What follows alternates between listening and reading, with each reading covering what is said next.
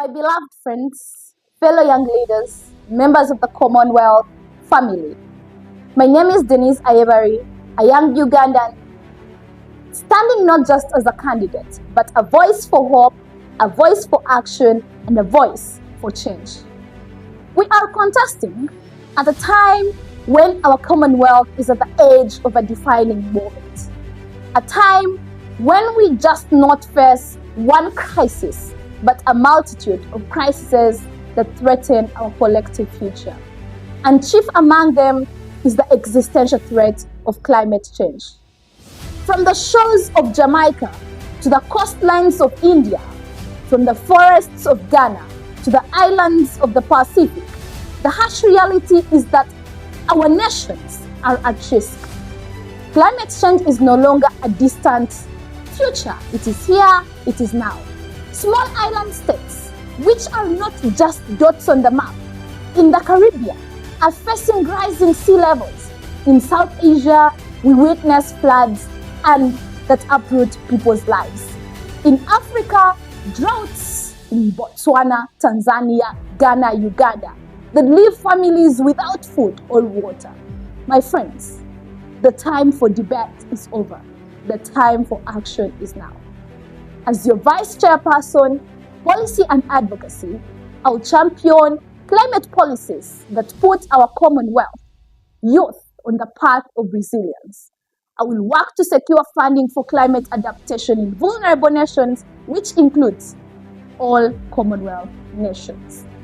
Ensuring that no young person has to grow up in a community that is disappearing underwater or ravaged by environmental disasters. Together, we will work for justice, not just for the environment, but for the future of our people.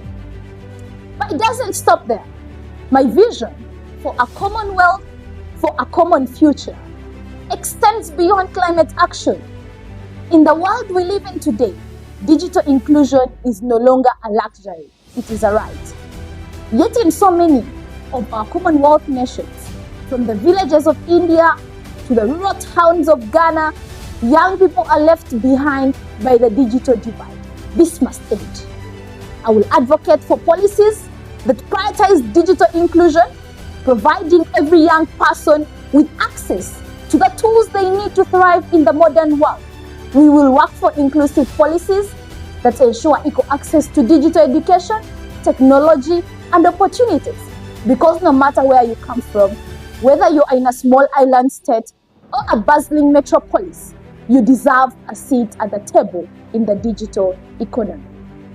And finally, my fellow young leaders, we must address the foundation upon which all this stands: leadership and governance.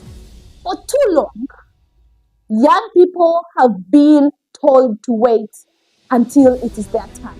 But our turn is now.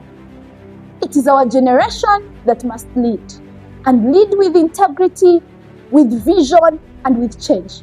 Leadership is not just about holding office, it's about making decisions that reflect the needs and aspirations of the people we represent. I will fight for youth representation at every level of governance within the Commonwealth. I will ensure that young voices are heard in decision-making rooms, from local councils to global summits, because leadership without youth is leadership without the future. My dear friends, this is our time.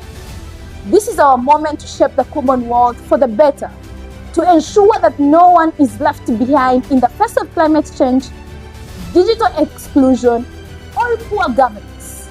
Together, under the banner of Commonwealth for a common future, we will build a future where every young person, from both the streets of Kingston to the villages of Accra, has the chance to thrive. So let us rise, let us fight, let us create the future that we and generations to come deserve. Thank you.